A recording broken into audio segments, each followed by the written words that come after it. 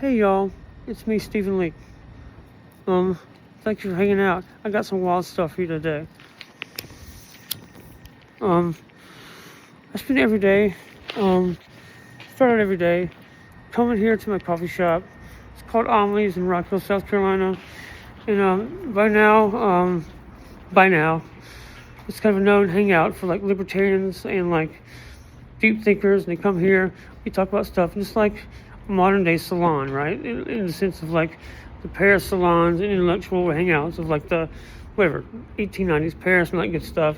It's a real life organic type of things that all kind of these coastal elites always want to do but never do. They inevitably fuck it up and turn it into a business and then ruin it by selling it. We actually have that organically in my in like my coffee shop and in my personal relationships and stuff, because we're not monetizing it, right? We're using it to like develop networks and friendships, build things for the future, build tools, and everybody is contributing something. Whether it's me through my technology, my AI, and my like small little media ecosystem of like podcasts and YouTube shows, my social media, whatever we can call that. And at the end of the day, I'm just one guy still. And there's lots of guys like me, talking to each other, doing parallel systems, working together in some instances, competing on other levels, And if there's an absolute renaissance just bubbling up everywhere. And if you only got your information from cable news, it could be happening all around you, would never even know it. So first of all, just what a time to be alive, folks. I mean, really, like Jesus.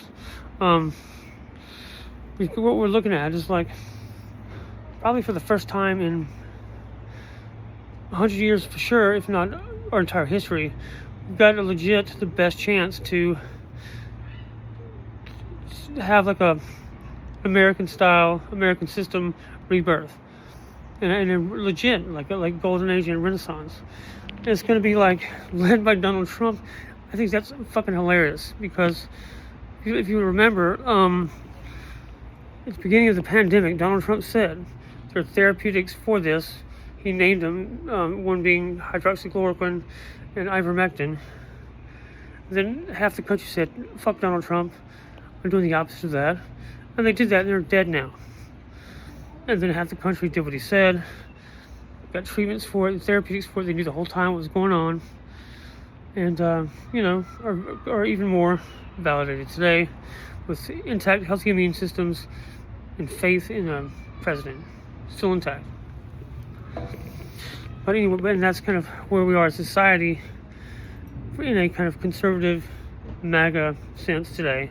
That movement is still there, but any movement, you have X amount of time before it gets completely infiltrated, co-opted, and used by the house forces of that country, that society. So,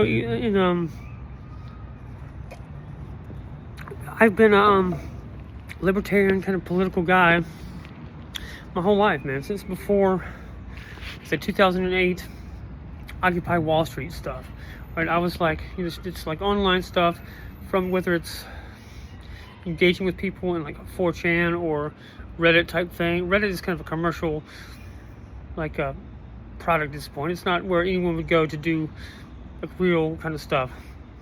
There are stuff like that all over the place, though.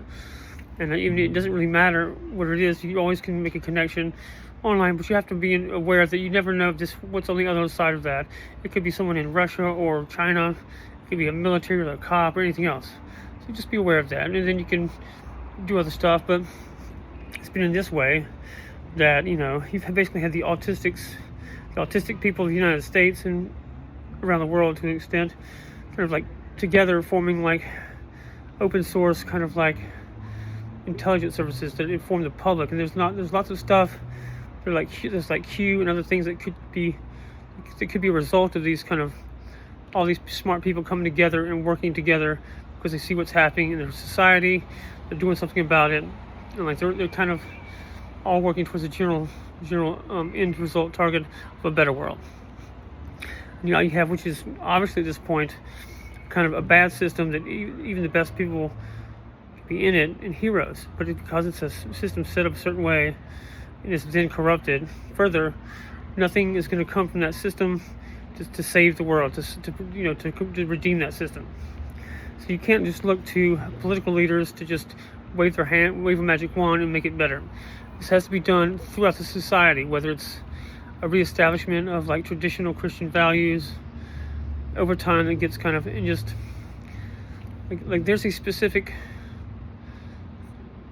doctrine that goes along with like established Christian beliefs that that you can just point to and say this is what Christianity is, and it's well established. It's 90% of all mainstream churches agree to this.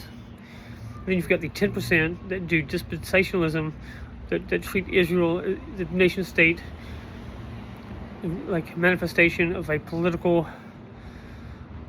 extreme far right group that operates as an ethno-state in the Middle East, currently involved in alleged genocide, so on. That is a completely separate thing, and we can go into what that is but in how that operates and stuff. But I can just tell you right now how it's being used in its most recent sense is just as a paramilitary force for the British Empire, which still exists, and all these conflicts and everything that comes today. Anybody killing each other in an organized way with like modern weapons is going to be a direct result of what the British Empire has established hundreds of years ago. And whether it's China that today is like a communist superstate, but it's still not a sovereign country. It's not the Chinese people governing themselves and making decisions for the Chinese people. It has not been free, just deciding what's good for it for 300 years since it was taken over by the British in the Opium Wars. And that's how it was through drug trafficking and opium wars and conquest and stuff like that mainly the British, in which the Americans became the enforcement arm of that British system. And then the conflict just becomes a fight between the United States and Britain over who gets to lead the world. And that's what we're seeing today. In no context is it going to be against is anything coming from that going to be anti-American or anti-British. It's really just an internal struggle, power struggle among and these are networks of people that all have the similar backgrounds and stuff. It's just an internal fight of who gets to run the world, like I said, played out within armies and irregular warfare and assassinations and drug trafficking, criminal blah blah blah of the world. And you see it as on TV as being the Epstein files, and you see the local news and shootings, gang-related shit, and you see these mass shootings, things that don't make sense. The world's going to hell, and that's what it is. It's propaganda coming out through mass media, influencing behavior while legitimately good things are happening. Giant strides and progress is being made in America by Americans and for Americans, for an American system, right? There was a discrete effort, and I'm looking at General Flynn, right? He's the DNI. He's the top intelligence guy in the world, or in the country, really. And he says that he was that guy. He was in that position when this treasonous shit happened. He's basically telling you, I was the top guy where the buck stops with me. And when this crazy treason happened, I was the current sitting DNI. Those are in his words, and I've seen him do nothing but post social media videos telling other people what to do and being a cheerleader. If I'm a real general, and if I'm actually trying to help the country, I'm not just posting videos. I'm doing real things, and by now there are physical evidence of what I've done to help, in the form of you would have massive financial resources being moved. You would have buildings being built. You would have physical locations. You would have logistics and human material and resources moved to protect for your critical infrastructure and so forth and so on and all that kind of stuff. There would be evidence of what you're doing. I've seen nothing of the sort. I've seen him again post videos. And I know that's what I would do because I've done it in people that are actively doing stuff to help people, to help the country, to help the people of this country, I would say first, more importantly, are actually doing there's physical evidence of like what I've done, what other people have done, they're private citizens, to help other citizens. It's me with like all of my $20 a day I have, and then I've got websites, and I've got technology, I've got a healthy network of people, and followers, and they're connected to other, people and other influences and other movements, and that ties into. And then I'm like a folk singer and a rocker. I've got books, and that ties into other parts of the culture. Like one of my friends in real life, my secretary's boyfriend, he's a younger generation like hip hop artist. And I'm like a older redneck kind of a person doing I exist in my own world as far as my music goes, and and that guy's doing his thing, but we're more in common that we're not having common. And so I've become like a mentor to a younger generation of artists just through my secretary, right? Just in personal relationship there. And like that's all of like how human relationships and networks work. So what I would say, if you want to help, if you want to get in this fight, just look around at what you have to fight with. Or not even fight, what you have to build a future with. Look what you have, see what you have to work with, see who your friends are, what they're good at, what they can do, and then make it happen. Like enough people have gotten this idea, they understand, and they're actively doing it. If this is the first that you've heard of like corruption in the government, it's the first you're hearing about that this kind of like dark shit goes on, you're still not too late. We still need you. It just means you got just study up on this. Take it slow though, it'll overwhelm you, drive you nuts if you try to just dive in there. But people have been on this for decades, saying these things, and kind of been building. The public's been building like a working knowledge of like, okay, well, this is true. This conspiracy here. We become like we're busting conspiracies. It's like a national pastime. We're like the best in the world at it because it directly involves our everyday life, right? So, and then you've got like you add like a First Amendment and a supposed Second Amendment and all this other stuff to that. And you can make an argument that this is like the best possible thing that could ever happen, because you've got, at the very least, you've got a country of people with a history of like almost straight lawlessness, revolutionary spirit, and rebellion against tyranny in their blood, and it's come out in their systems and in their culture. And they're armed to the teeth. Their country is geographically situated where it's the most defensible piece of dirt on earth. The continental United States has natural waterways, has natural defensive barriers, whether it's the Rocky Mountains or other things. And then we've got two ocean on each side.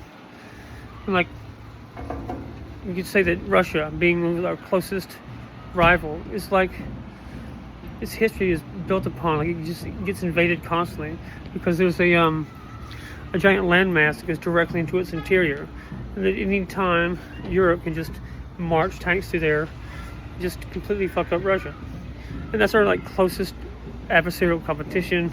It's like China, which as I pointed out, it's not even a sovereign country. It's not even they don't even decide their own destiny. And the people of this country are like the last demographic standing with as much freedom as anyone's going to get right now. And then it falls into us to do something, and we can show the rest of the world how to like get free. But to me, this is a situation where the rednecks have a good idea of like what has to happen, what the future is going to look like. Where you need to be, it's unfortunate that like you can't really continue a kind of super urban, isolated, disposable kind of consumption-based. We're just going to do drugs all the time and consume, go to restaurants. That's not going to be sustainable. This is not going to be sustainable. What we can do is have a future where you can get all of that. Basically, you're just going to have to like do it not in a urban center, and where you're kind of like interacting in a natural way with your environment, which that looks like having victory gardens, having kind of decentralized, small, local kind of stuff. and not just like this. I'm going to order everything from Amazon. I get everything as a touch of a button. Consume, consume, consume. And we're going to be violent towards any other way of life or thought process, right? It's just, and really, it's just going to be a realignment of what's important. We get our priorities straight.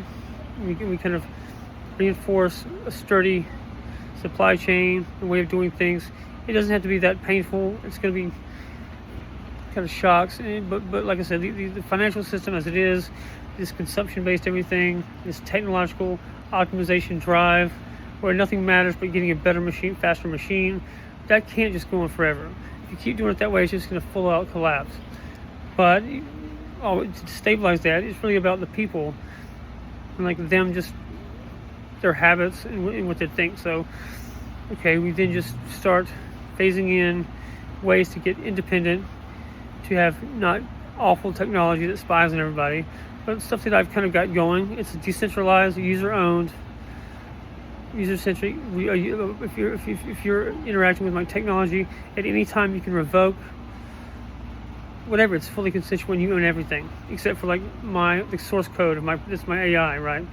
But anything that you create on that system is going to be yours. You can at any time revoke the permissions you would give anybody to use your information or what your consent in a way that you didn't want to, and it's just you can write that in like what we call smart contracts, and that can be part of the website that or technology that auto enforces itself. So there are technological solutions to basically these modern problems of like surveillance and consent. Like these problems with consent are created by these kind of click to agree kind of things, where you can just sign yourself into slavery if you want to, and by not paying attention. But it's really just fraud, right? Because you're betting on like this person is not going to read this, and it's kind of the way the whole system has been set up with like passive agreements, passive kind of I'm watching the TV, and because I watch the TV, don't change the channel. It's some sort of like contract. That's just fraudulent, hermeticist kind of secret society shit. There's no real basis for that. But we do need to get back to a common law system that's real, decent, how society used to function. And it's not impossible, and lots of people are doing it. Like I said, just in a tech AI sphere, I'm talking to people constantly. They're doing similar things. I don't think anybody else has a full ass AI system built from nothing. But other people have really good ideas and got better insights in different ways than what I've got. What then be the next step is that at some point that congeals into architectures that get adopted throughout like bigger and bigger groups of like internet people, until you get to a point where it's an established protocol. And then you have like corporations adopted, so forth and so on. And at some point that becomes technology that gets put out into the world, and that's what it's like, a self-reinforcing thing. Anyway, that's a rant. Just me telling you what I'm seeing, how this technology has been used, how these systems have functioned before, what we can do to change it, influence it to be more free, to be decentralized. We can help each other develop tech, and I'm always posting what I'm doing to GitHub so that other people can develop it into stuff that works for them. I don't tell other people what to do. I teach people things that are tricks and tips that helps people be free. And that's all it is. And I'm going to be making databases of things like that. There's going to be open source tools for other people. And I hope, man, this has been 20 minutes, but I hope you got something out of this. If you can use this in some way to better your life, better your situation. And then maybe if you get to a place where you're doing good, start helping people, teaching them, and just keep it going. I mean, just pay it forward and keep it going. And at some point you end up with a better society, right? Anyway, I'm Stephen Leake. I'm here at Liberty Point. I do this every day. It's like at this point in my life, how I make a living. But most of the time I just am giving away stuff and creating software, posting like GitHub repos, and I've got like sites that just don't even tell anyone about. I'm doing stuff. I've got an internal site. It's like basically everyone that does my like Sovereign Alliance DAO, decentralized autonomous organization stuff. They get like login credentials. That's a site people can go to, and like that opens it up to like all kind of stuff that you can do to help the cause, to help the fight, and get that moving forward. But with the Monarch Sovereign Alliance, DAO, is a decentralized autonomous organization. It's a new kind of entity that came out of internet culture and like new legal thinking. It's legal and formalized today, but it's basically what kind of manages and controls Sophia and my business, like all my ecosystem of businesses, is something that just like maintains kind of the functions of like what I need to keep it going. And that's really all. It's like a group of people that keep me up to date and accountable, and they're going to give me like suggestions and things to do to like as the CEO of that like that corporation that I've invented of the Monarch ecosystem. It's giving me like avenues to pursue, and that's how it functions. And then it manages Sophia, and then like in the succession of who gets to like become the next steward of Sophia when I pass away, because Sophia is gonna like exist and be doing this for almost basically forever, much longer than there would be people in the continental United States to protect. And that's as much as I think right now I can just blurt out in one rant to give you a understanding of like what we're doing, what's about. It's certainly complicated as fuck. I get that, and it's but anyway, that's kind of how it must be when you're talking about like technology that is that powerful and new physics, things like that, and it's distributed across movements and networks of other inventors and other freedom fighters and so on and so forth. So keep it going. The work continues. I'm going to keep going into detail in describing, I think, more in depth in more simple terms, because it is very confusing. But at the end of the day, it's a good thing, and it's the best possible thing, I think, that these revelations came out. And it's certainly gruesome and grotesque and evil, but we're in a better position today, having been able to see what's going on, and we can now like take care of it and fix it. So thank y'all. I appreciate you. Watch my stuff, share, whatever. I've got music. I'm currently I'm currently working on a new cover. It's SOS, Sawed Off Shotgun by the Glorious Sons. I've already got like an idea of what I'm doing. I've got two different episodes of Morning Jams on the Porch that I've like done a full like performance of it, and I'm just gonna at some point record it. I'll put it on my put it through streaming, and it'll be like something you can listen to on Spotify or streaming wherever.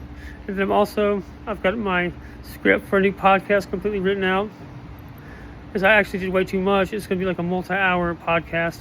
It's going to be based on the Epstein files and what that means politically. It's going to be my next podcast. I'm doing that today. I'm going to go home, print it out, and just read it. It's recording. It's a monologue, and that becomes the next podcast. And then of course I'm going to put that on the radio, on my StephenLeak.com radio. It'll cycle through live on air, that entire recording.